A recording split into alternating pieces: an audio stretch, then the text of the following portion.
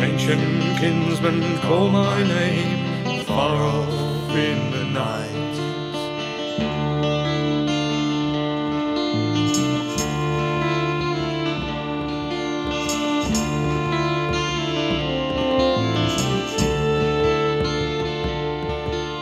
My heart it stood restless, and I knew not why. Memory's spark was there, the twinkling of the eye. I heard the thunder and saw the flash, the stormy sky did speak. A voice whispered to my soul, you are not all for me.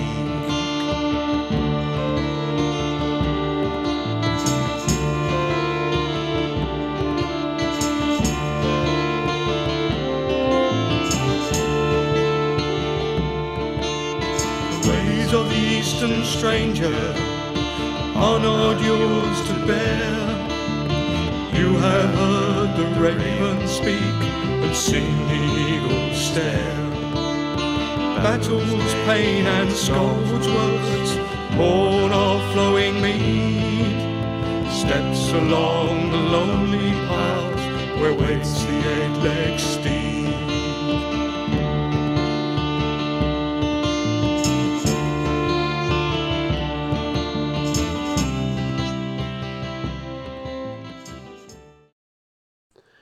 So today I'd like to talk about what's been happening over the last couple of weeks, what I've been doing, what's been going on. But first I'll start from the beginning. So I've been working at this job for about 8 months. So it's pretty grim and depressing. 95% of the workforce are orcs who don't belong in Middle-earth, and they cannot be bothered to speak English at all. So they don't know what you say, and I don't know what they say. And that's how it is. And the company just caters to them by translating for them. They have people who work there who can speak Romanian or speak fucking Polish, because they're only here for the money. They're not here to fucking to integrate, are they? But anyway, I wake up early, like 2 a.m, because I've got to walk for many miles to get to work. I don't drive, I don't use a bike or anything. So I walk. I only take public transport to get home, because if I'm doing a full day, I'll be working from about fucking early, 5 a.m, and then I finish about, I'll get home for about 6 p.m. So 5 a.m. to 6 p.m. I've been lucky to be given a job where it's just paperwork and I can just relax. I can write things out. But yeah. Sometimes I have to do stuff because people are fucking dumb as shit, and people don't know what the fuck they're supposed to be doing. But one morning, I was walking to work in the dark, and this police car drives up and stops in front of me with the high beams fully on. And these two coppers, they jump out, they walk up to me. One guy stands in front of me and the other guy gets to the side of me. And so the bloke, he goes, so why are you, what are you up to? And I'm like, What does it look like I'm up to? I'm fucking walking down the main road, aren't I? I'm going to work, if you want to know where I'm going. And he's like, alright, well, we're late night patrol, you see? And, I don't know, they fucking question me on everything. So, what you got in your pockets? And I'm like, my hands. And so, the other copper, he tried grabbing my arm, and I stepped back, and I was like, no, you don't need to touch me. You don't need to touch me. It's unnecessary. Yeah, just wasting my time, and I just interrupted him as he was talking, and I just said, I think we've all got something to do, haven't we? I think we've all got jobs to do, so I think we should probably get to it, yeah?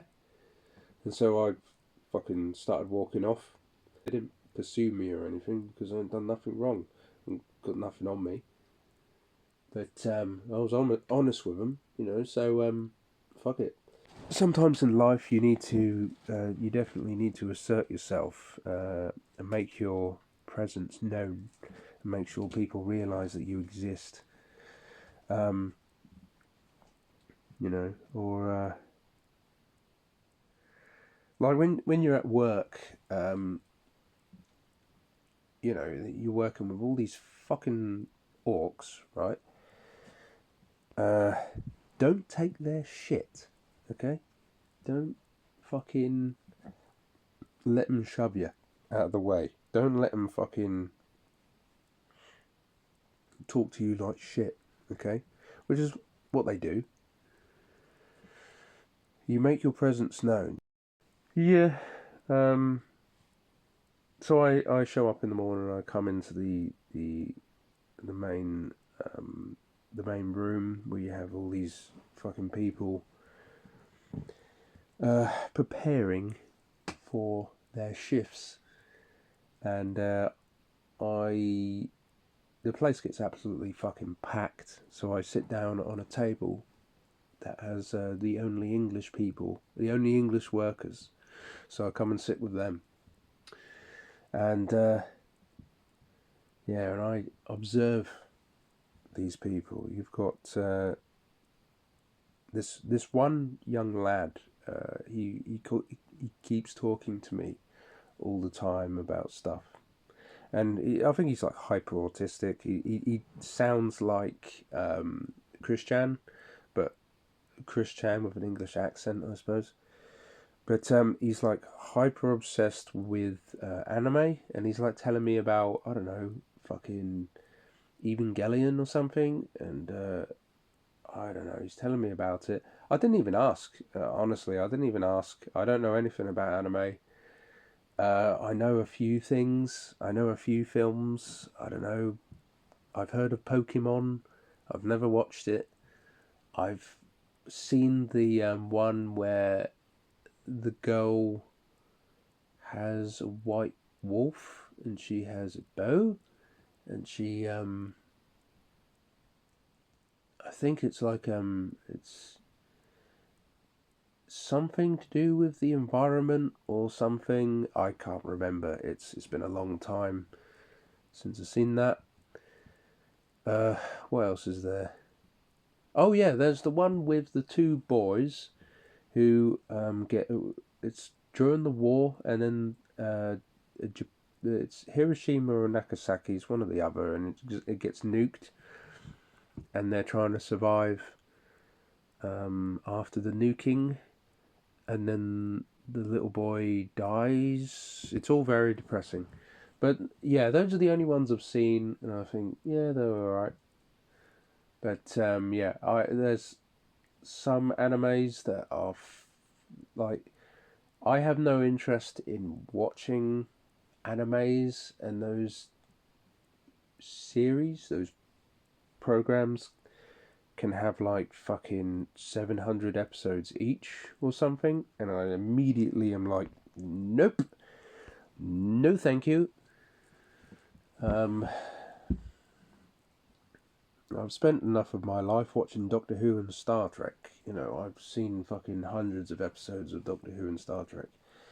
You know, but I've got no interest in watching any anime series or anything. Don't give a shit. I couldn't care less. He's like really into I think it was Evangelion or something, and he's like telling me all this shit, and I'm just thinking, I didn't ask, but I'm not gonna be rude to him. I'm not gonna be rude and say I don't fucking care, mate. But I'm not gonna be rude to him. I'm just gonna be like, okay, that's interesting. That's interesting. Okay, yeah. You know, he doesn't have anybody to talk to, and if it's a cope for him, then fine. You know, I'm happy to listen to what he's saying. I don't understand what he's saying, but I'm happy to listen. Yeah. So yeah, you got sometimes at lunchtime I go and sit on a table, and this fucking these Romanians will come and sit on the same table. But the ethnic conflicts are quite interesting to watch. I see that the Ukrainian and Polish people and Russians, you know, they sit together on their own table, and if a black man comes and sits on their table, they all get up and leave all at once. I've also noticed that a lot of Eastern European people hold their breath when black people walk past, so that's very interesting. But anyway, I sit at this table, and then sometimes you get fucking Romanians who come and sit on the table, or Bulgarians, or fucking whatever. And there was this day where these fucking Indians and Romanians were arguing with each other, and then they're like screaming at each other and stuff, and they're taking the piss out of each other and all this, and I'm just sitting there with fucking popcorn, and I'm just like, oh, this is interesting. There's a Romanian woman who sometimes she sits with me, and this Romanian guy comes to sit with next to me as well. I think he wants to have a go on her. I think he wants to shag her, and then she goes. She says, "My pussy is only open at weekends." I'm like, what the fuck? What the fuck? You know. So she, yeah, the Romanians are quite vulgar. Even the women are very vulgar. They don't mind talking about very rude things. Oh yeah, there was a Indian girl. She's much younger than me. She's basically offered herself to me. She's from like the Punjab or something, and I had to work with her as I was training her to do my job. She is very handsy. She is very forward. She's quite vulgar. She's definitely quite vulgar. She's yeah.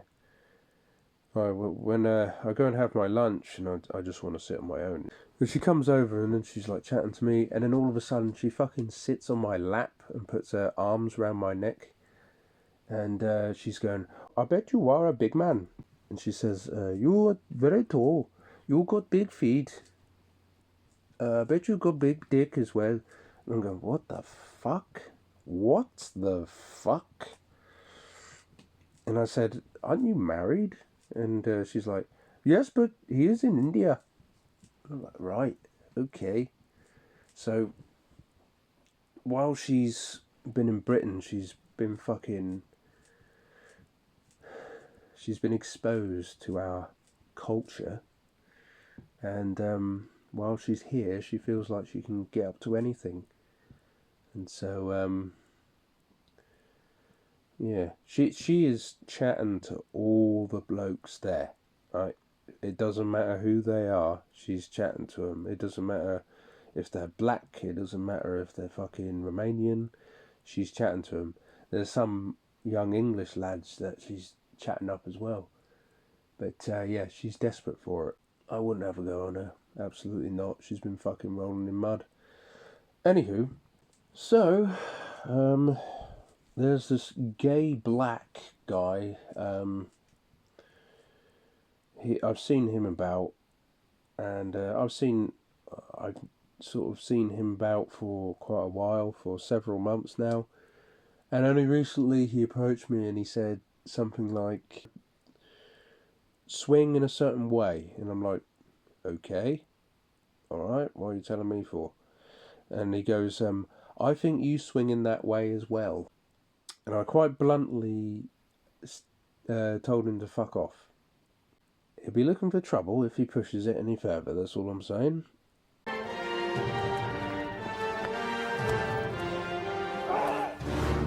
Nigga, you just fucked with the wrong bull.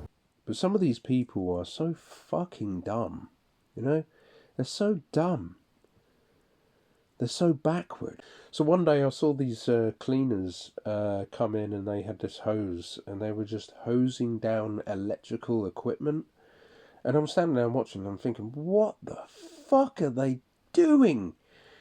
And it, like, I thought, I found a guy who maintains and fixes the machines there, and I'm like, are they supposed to be doing that? Is that a good idea? Because he's actually spraying the outlets, and he's going, nope, but if they stop working, we know who to blame, don't we? And I'm like, okay then, okay, so there's no rush to get them to stop then. But yeah, how many fucking brain cells do you need to be a cleaner? There was a Romanian girl. What, fucking 27, something like that, and I was being friendly to her because I was bored, and I asked her what she was up to. I asked her where she's from. She said, "Oh, I'm from Romania," and I said, "Do you like being in the UK?" And she said, "The UK is the most boring place she's ever been to." She said, "I'm only here for the money." That's what she said. And I thought, well, I appreciate your honesty.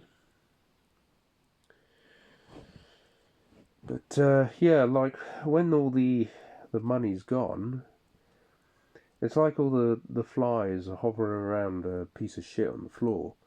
And once there's no nutrients in the shit left, they'll all fly off to another piece of shit.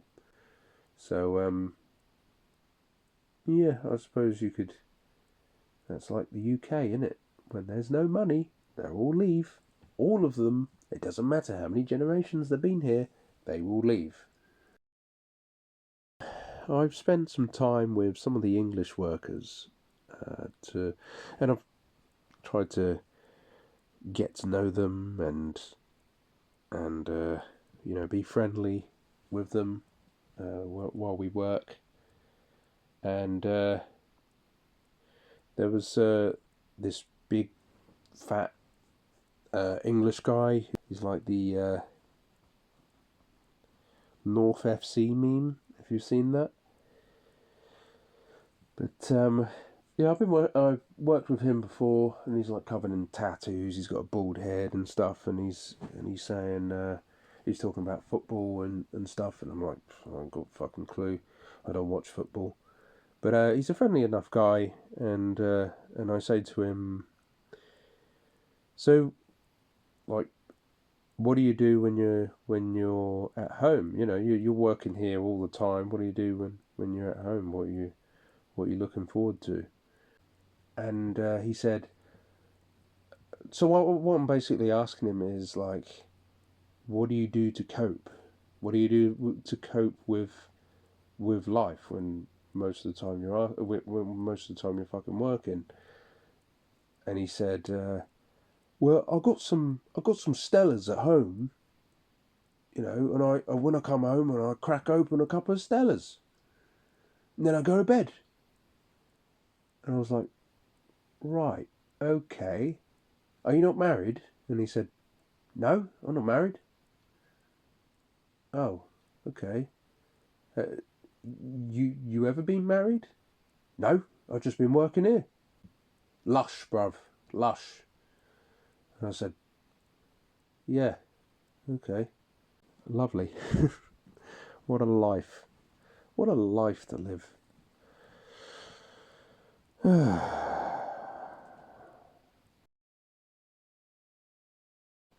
Well, there was this woman that I was working with, this African woman, and she was like from Zimbabwe, and I had to. I was using her as my secretary basically to handle to basically try and organise my paperwork for me. And so I'm sitting at my desk, and then she's just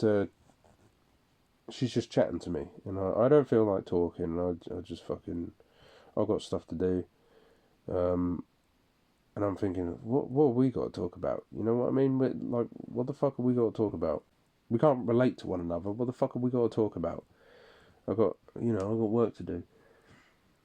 And then she starts telling me about her country. I didn't even ask. And she just starts telling me about her country. And she says, oh, it's the loveliest place on earth and all this sort of thing. And she says, England is really quite a boring, dull place. And I'm like, why are you here then? And I'm just giving these really blunt, short replies. Why are you here then? And then she starts telling me about Robert Mugabe, right?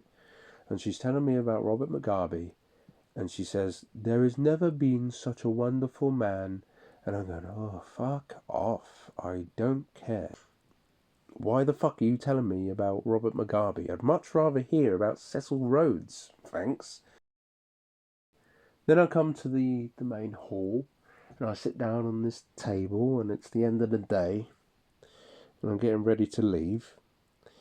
And this black guy comes out and sits on my table, and he sits opposite me, and he's going, Mashallah Malenkum, and all this, Mashallah Malenkum. And I just look up at him, no smile, no reaction or anything, and I just put my head down and look away. And then he says, my friend, Mashallah Malenkum, my friend. And I'm looking up at him, and I'm like, just speechless. I don't say anything, I just and I just think, right, time to go. And I stand up and I walk off. They're quite aggressive with their culture, especially the Muslims. They're so noisy, and they have to play shit on their phone all the time. And the African people, and you have African people who are so fucking obnoxious, and they get their phones out and they do FaceTime calls with people back in Africa, and then they're so loud, and they have to include you in their conversation with their friends in Africa or their family in Africa. And this black guy comes and sits next to me, and he goes, this is my best friend, I'm like, fuck off, man, leave me alone. Yeah, sometimes the wall falls off a little bit, if you know what I mean. I think that things can be really stressful, and things are really, for me, I'm out of my comfort zone, surrounded by all these people, and the best thing to do is dress up as one of the sheep. Sometimes the wall does seem to fall off, if you know what I'm trying to say. So I was working in this place, and opposite there's people who are doing something else, and I'm like looking over. I'm fucking bored, And I'm writing away, and I'm looking up, and I see this old Ukrainian lady, right? And she's standing next to this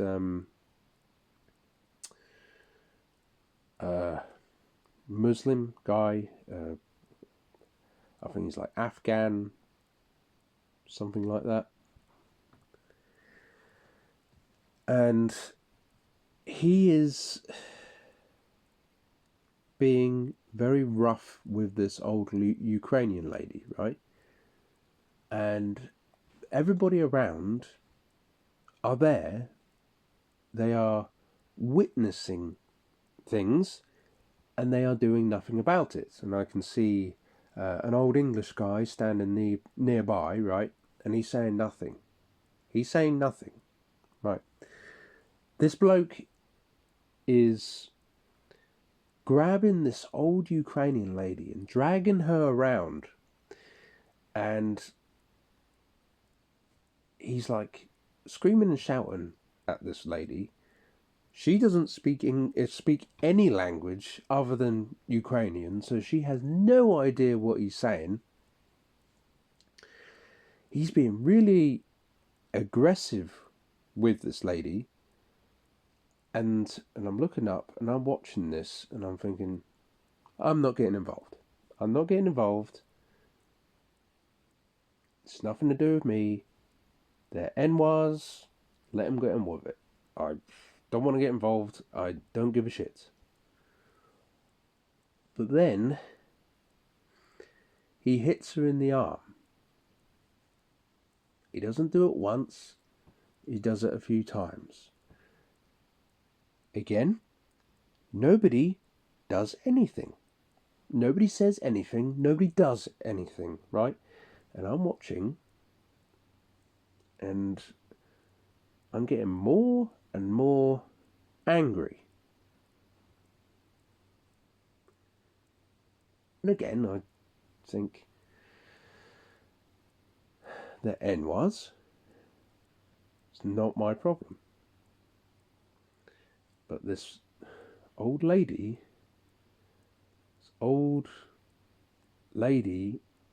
is very confused, and she looks very worried. And so what I did was I found a supervisor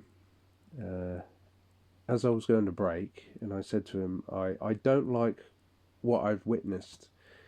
I think something should be done about it. Nobody's saying anything. And he said, okay, thanks for telling me. I'll ask her. And I said, well, there's not much you can do to ask her, because I don't think she can speak English. I think she can only speak Ukrainian. And he says, don't worry, I'll handle it. And then that's it. And I thought, okay. Just leave it to him. He's the supervisor. It doesn't matter. Okay. So I come back, and I'm working away, and then I look up, and he's still standing next to her. He's grabbing her by the arm and dragging her to the side, and then he just gives her that fucking hit in the arm. That's like a dead arm thing. What was making me so furious was the thought that he will go out and do this to a native English woman because he thinks he can get away with it. He doesn't give a shit. As far as he's concerned, white women, they're whores, They're meant to be treated like shit. I go over, and I lose my temper a little bit. I go between them, and I push my way between them, and I stand in front of him, and I'm going, what the fuck do you think you're doing? I'm very, I'm seeing red by this point. And I say, in this country, you don't do things like that. And then he turns away and he starts to laugh. Between us, there's like this railing. I leant over the railing and grabbed him by the collar and pulled him over. And I just fucking raged at him, right? Go, okay? Shut up! I'm talking. I'm your fucking size. Fuck with me. Don't you fucking dare backchat me, because I will slay you now where you fucking stand, you fucking packy cunt. And I said, give me a fucking reason, you cunt. And then, yes, it did escalate, but the supervisor came back and he resolved the situation by moving him somewhere else. Oh, I thought, whew, I could have got myself in serious trouble there, because the wall literally fell off. The disguise fell off. And, yes. But, yeah, that was lucky. It could have turned out worse. Because to me, when I grew up, when I was a kid, and I look at medieval stories of chivalry and stuff like that, and it's really quite an important foundation for me. As I thought, it's you got to protect women, you got to rescue women. Women are supposed to become mothers, are supposed to bear children, and that's why they should be protected. They should never experience violence or any kind of abuse, and that's what I've always believed. And sadly, the protection of women and girls is not a priority for some people in government anymore. And I hate seeing that kind of shit, and I've seen that stuff quite a lot, quite a few times, with these Muslims and blacks, and I've the things that they get away with is disgusting. There was once this black guy who went up to this Polish girl, and he stroked her face and tried to give her a kiss. I didn't do anything. It was something that happened very quickly. I just witnessed this, and she just looked really shocked and really scared.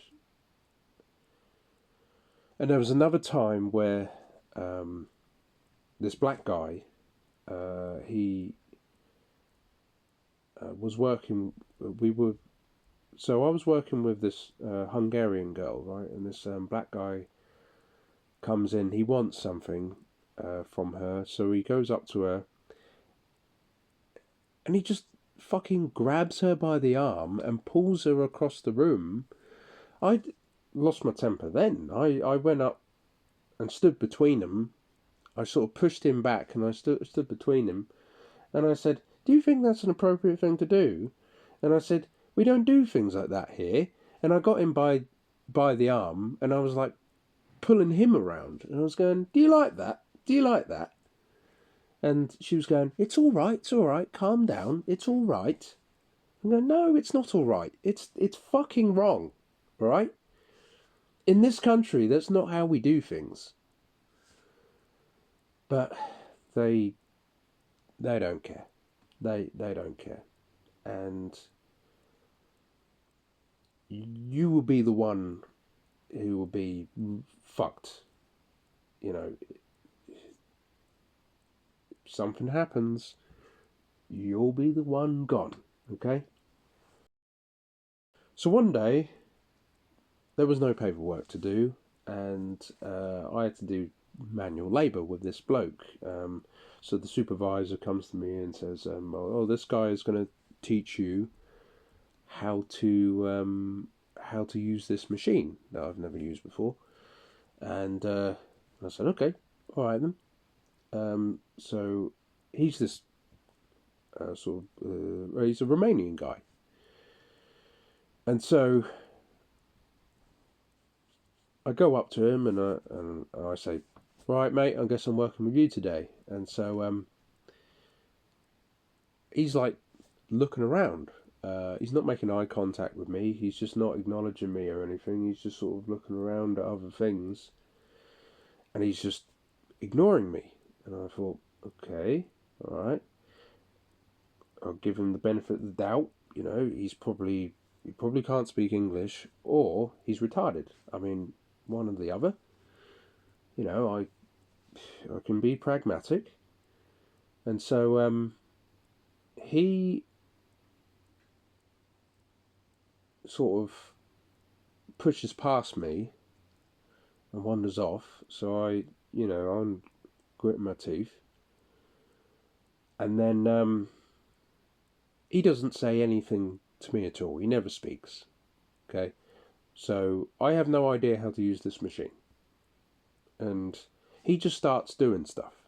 And I'm watching, right? And so, and I go, I guess I've got to fucking stand at the back here with a box, I guess. I don't know. Is that right? Is that what I've got to do? And he doesn't look up. He doesn't look at me or anything. And I'm like, okay. Well, I'm going to use common sense and say that's what I've got to do. And so I stand at the back of the box and wait for the box to get filled up. But he still has the machine running. And I go, okay, it's full. And I've got my hand up and I'm going, trying to get his attention. And I'm going, it's full. It's full. It's full. And so he's just ignoring me. And so I go up to him. I pat him on the back. And I go, mate, I'm talking to you. Yeah? Yeah, I'm talking to you. And he just, he sort of looks at me for a moment and then he just looks away and walks off. And then I'm thinking, okay, all right then. Let's carry on, shall we? And so we carry on. And so I physically go up to the machine and press the stop button every time the box is full. I take the box off, put it somewhere else, get another box, an empty box, for it to be filled. And then the machine goes on, let it get filled up again. And so I go up to the machine and I press stop. He walks up to me, he shoves me out the way, right? And then he turns the machine back on. And I'm going, no, it's full. It is full, right? Do you understand me? It is full. And so I turn the machine off, move the box, and put a new box in. Then I turn the machine back on. And then, again, I try and turn the machine off. He knocks my hand out the way, pushes me out the way, just so he can turn it off himself. I am fucking, he is really pissing me off, this guy. He's really starting to piss me off. Yeah, so carries on. And I'm thinking, I don't think this guy is retarded. I think he is just extremely arrogant. I couldn't care less if he can't speak English. I think he's just really arrogant. So we carry on, and then he just keeps fucking flooding the machine, right? He's like blocking the machine up. And I'm looking into the machine, and it's like getting blocked. And I'm going, mate, I think you should... Stop the machine. You're just fucking filling it up. You're just blocking it up. And then, and I'm thinking, this guy is supposed to be teaching me what to do. He's just blocking this. He's just destroying this machine. I'm thinking, what the fuck is he doing? And he's just ignoring me completely. He just keeps putting stuff in to the point where it's all getting fucking blocked. Nothing is coming out the other end. And then I just go up to the supervisor and I just say to this other supervisor, the other one isn't about. So I go up to him and I go, is is this supposed to be, is this right? Is this supposed to be happening? Is it supposed to be getting blocked like that? And he's going, no, it's not. And I'm going, he's not listening to me. You know, he's just ignoring me. And he goes, all right, mate, stop. So he turns it off himself, because the bloke is ignoring him as well. And so he lifts the top up, and he's like, this is completely blocked. And he goes, you're going to have to work on the other machine. Go and work on the other machine while we fix this, you know. So me and this Romanian guy go up to the other machine and start working on this other machine. And then as them lot are trying to fix it and unclog it and stuff. And so I'm still working with this Romanian guy, and then he starts doing the same fucking thing, and I think, is he actively trying to sabotage what we're doing here? Because I don't know, you know, is it because I'm English? I don't know. You know, I haven't said anything to offend him. I've never met him before, you know. So I start turning the machine off myself.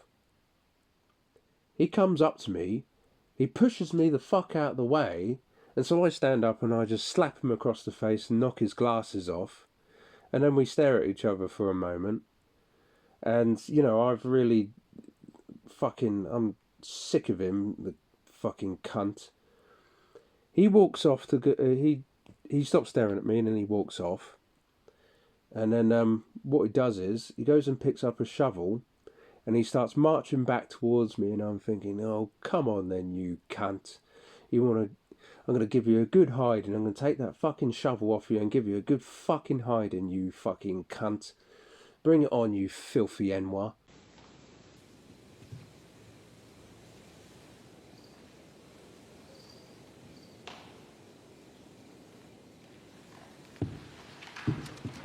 Wait, hey! It got very heated. And then that's when we got separated. But I was ready to beat the shit out of him. I was fucking done. And that, I was thinking, that would have been a fantastic, you know, end to the to my employment. That would have been very very good end, I think. But we ended up getting separated, and he is not retarded. It turns out that he was actively trying to sabotage our work, because he doesn't like working with people who are not Romanian. And it turns out that he can speak English, so the whole fucking time he could understand me. Yeah, the cunt. And apparently that's this young lad I saw somewhere else, and he said, oh yeah, I know him, yeah, he fucking...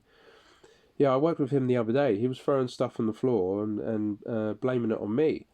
And I'm going, there are cameras. There are fucking cameras. You know, what he's going to get...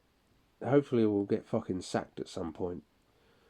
But, you know, I was really close to knocking his teeth out. You know, fucking hell, that was close.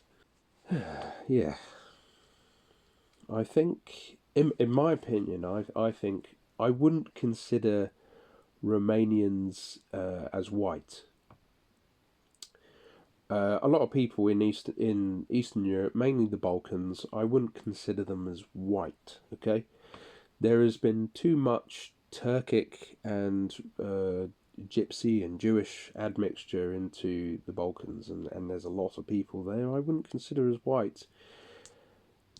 And yeah, it's like Nick Fluentes. He looks white. He sounds cool. But his last name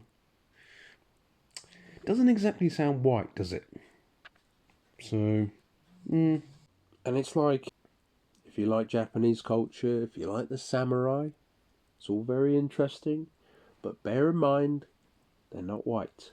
They're not us. Okay? But anyway, things, things were getting quite stressful because I was getting promoted to a different line of work, which was really quite fast paced, and I had to do a lot of different checks in such a short period of time, and it was getting fucking stressful. You know, I was getting really, I was missing out certain things on the paperwork. I knew what I had to do, but I was missing out certain things on the paperwork, and then someone would, to check my work to see where we're at. And they'll go, "Oh, you're missing this out. You haven't done this yet." And I'll go, "I know, but I need to make time to do this and this and this and this and this." I have quite a lot of things that I need to get through, and it was really starting to get to me. It was really starting to get stressful, and I know how to do the job. I know what I'm supposed to do. It was just fucking time management. It was just, and also they also said, like, "Oh, this is all legal paperwork." You're constantly reminding me of that. And they're going, "This is legal paperwork, so anything you fuck up, this will be taken to court." And you know what? I don't want to do this anymore. Just fucking, downgrade me. Put me somewhere else. This is getting too much. Okay, it's getting way too fucking much. And I spoke to other people, and they also said, yeah, it's a high stress work environment, and working too many hours. I'm getting, by this point, so this is like late January, and I'm getting overworked. I'm getting unwell. I've got a cold that's turning into a chest infection, and I continue coming in because apparently having a cold is not a good enough reason to have time off. I suppose a cold can be bearable, but I wasn't giving myself enough time to rest and recover, so it was really developing into something much worse, and I was getting a chest infection. It was turning into a fever, and I was getting really overwhelmed with the work, and it's coming into early February by this point, and I'm getting really overwhelmed with the work, and that's when I decided, fuck this. I'm gonna stay at home. I'm gonna rest. If they're gonna sack me, then fuck them. I don't give a shit. It's if that's it. If it's over, fuck it. I'm done. So I stay at home, and for the next 2 weeks after that, I just have really severe fever, so bad, and I'm just constantly coughing. I'm starting to get chest pains. I'm laying in bed and I'm sweating. But at the same time I feel cold. You know, it's getting so bad. But I start having really vivid dreams, and I'm laying in bed and I'm thinking this is so bad. I think that you know this might be it. If this is it, then fuck it. Give me something for the pain and let me die. I got no one here to look after me. I've got, you know, at some point, if something does happen, somebody will have to knock down the door and find my decomposing, bloated corpse, and just scrape me up and chuck me in a bag, and then take everything apart in my house and throw everything in a skip, and then give this place up to someone else. I'm laying in bed and I'm feeling so ill, and I'm thinking, if this is it, then this is it. But I end up losing consciousness. You know, it's really hard to fall asleep, to get any kind of sleep, but when I do, I just suddenly lose consciousness, you know. And this one night I just had this extremely vivid dream, but it was very strange because a lot of these, like, I couldn't tell when the dream ended and when you know, consciousness began. It was really, you know, maybe almost hallucinations. I'm not sure. But anyway, one night I had this dream, this really vivid dream, where I was in a field, and it was somewhere in England, and it was a really warm summer's day, and there was a field, there was trees in the distance, there was I could see a river, and so I start following this trail in one direction, and I come up to this log cabin, and I remember seeing it was so vivid, and I could see all these bees. I could see all the different kinds of bees, the dragonflies, ladybirds. There was deer in the fields. There was it was like I don't know. I was just overwhelmed with joy. I felt just pure happiness. It was just a wonderful, wonderful place to be. And so I come up to this log cabin, and there's this man, and he's like tending to his garden. I think he's like an old man, and he's got long hair and a beard, and he stands up and he smiles and he says hello. And he said, "Do you know where you're going?" And I said, "I'm going home." And he said, "But you already are home." He walks indoors, and then I continue walking, and there's people riding horses in the field, and they're nude, but they're riding. There's a white horse, and then there's a brown horse, a chestnut horse with a white diamond in the middle of his head, and these two people are riding these horses over this field. Anyway, it was a really, really vivid dream. It was like, I don't know, it was like being in the Garden of Eden. It was like being in a really warm, happy place.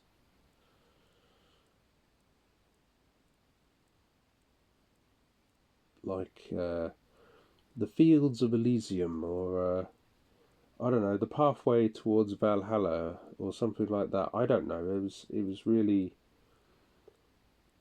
it was heavenly, I suppose you could say. But it was, I was just filled with joy, just filled with joy. And then when I woke up and came back to reality, I just want, I just thought, I want to go back. I just want to go back. I don't want to live this life. I don't want to live here and live this life. I want to go back to this place. But anyway, I eventually recovered, and the chest pains, they remained, they lingered for a little while, but then they started to fade away. The chest pains were really, really bad, really painful. But then, it just eventually, it got better. But they called me and wanted to know what I was doing.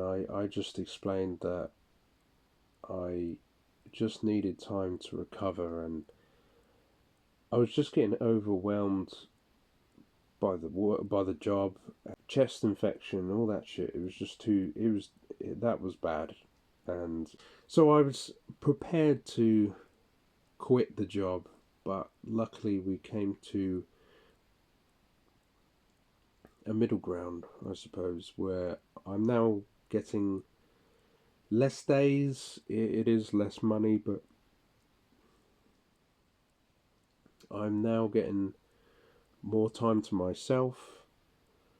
I'm not doing this fucking high stress bullshit job anymore. I'm doing something that's a little bit more relaxed, where I can just switch my brain off and just work.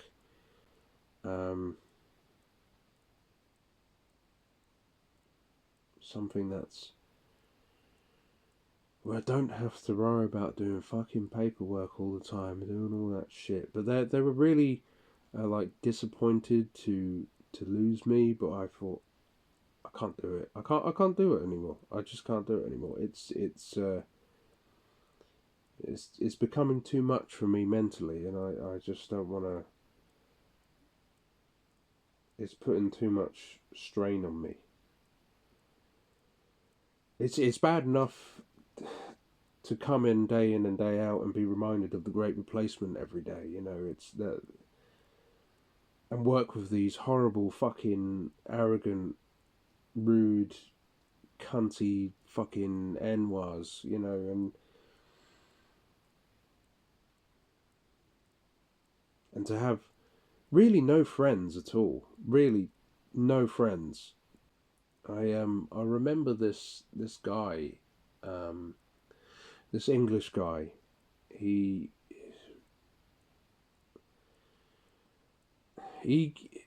doesn't. I don't know what's going on with him. Whether he's autistic or whether he's schizophrenic. I don't know what's going on with him. But he, when I was doing this, you know, high stress paperwork, all this bullshit, all that kind of job, he was a machine minder, and he was always talking to himself. I remember seeing him for the first time, and I'm working away, and he's like talking really loudly to himself, and he's going, "Hey, over there, he's got red hair. Oh, do you remember what Dad used to say about people with red hair? Oh, no. He's going like this, and I look up and I go, "What the fuck? Are you talking to me? What the fuck?" And you know, I fell in, and it was like, he's talking to his mate who isn't there. Okay, if that is something that, you know, is a cope for him, then whatever. I'm not getting involved. But yeah, something's going on with that guy. Fucking hell, he's just like, he's nuts. he's fucking nuts. He talks like really fast, and he's talking to someone who's directly in front of him, but there's no one there, and he doesn't recognize anybody else. He doesn't recognize your presence, and if you try and talk to him and get his attention, it's like he can't hear you. It's like he's in Silent Hill. The Silent. If you remember the Silent Hill movie, where Sean Bean is in the same place as his wife and daughter, but they're not there. They're not all together. If you know what I mean. It's like this guy. He's on his own plane. He's on his own plane of existence, and all of us, he doesn't recognise. The only person he can recognise is his mate. Well, I heard from someone that his brother died, and he's never been the same since his brother died. So he's probably talking to his brother, and his brother is probably always. He thinks that his brother is always with him. Grim, pretty grim. But yeah. And then there was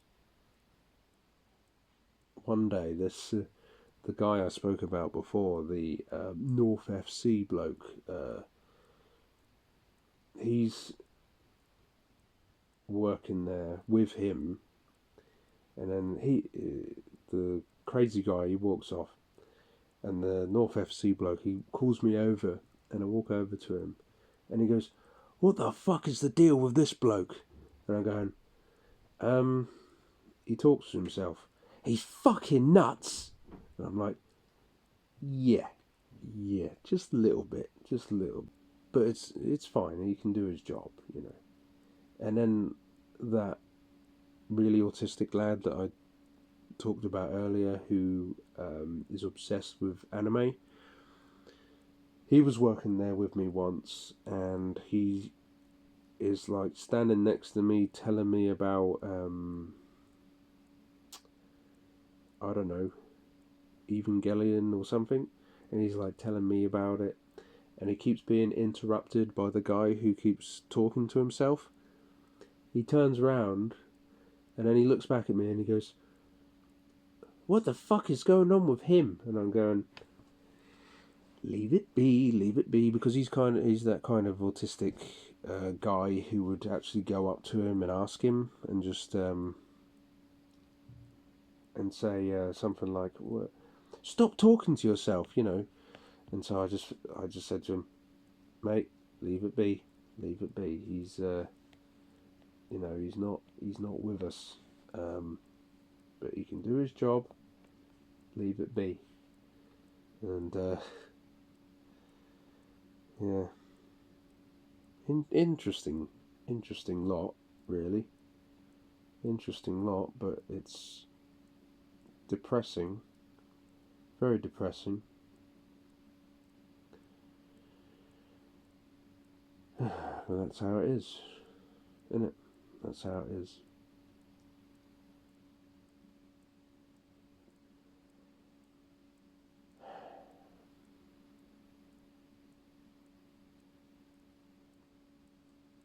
There you go. That's like over the last couple of weeks. That's what's been going on, and some of my experiences really that I've had at work, and now I get a few days off, which is much better. I initially joined the job to just do fucking 3 days a week, and then they were like, "Actually, you can speak English and you're actually reasonably intelligent. We can use you for this fucking technical job."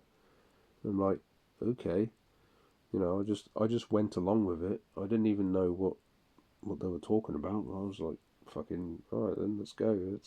I'll see what it's like, you know. I'll try things, I'll try new things and see what it's like and see where it goes. And it worked out quite well. And I got put on a higher grade pay, but now it's too much. So yeah, I've been demoted, but I'm happy with how things turned out. You know, just 3 days a week, and that's what I wanted in the start anyway. I get paid a fucking shitload of money anyway. I get fucking, well, I get enough. I get enough money. Yeah, and this is the best I can fucking do. It's the best I can get, and it's the best that anybody can really get. I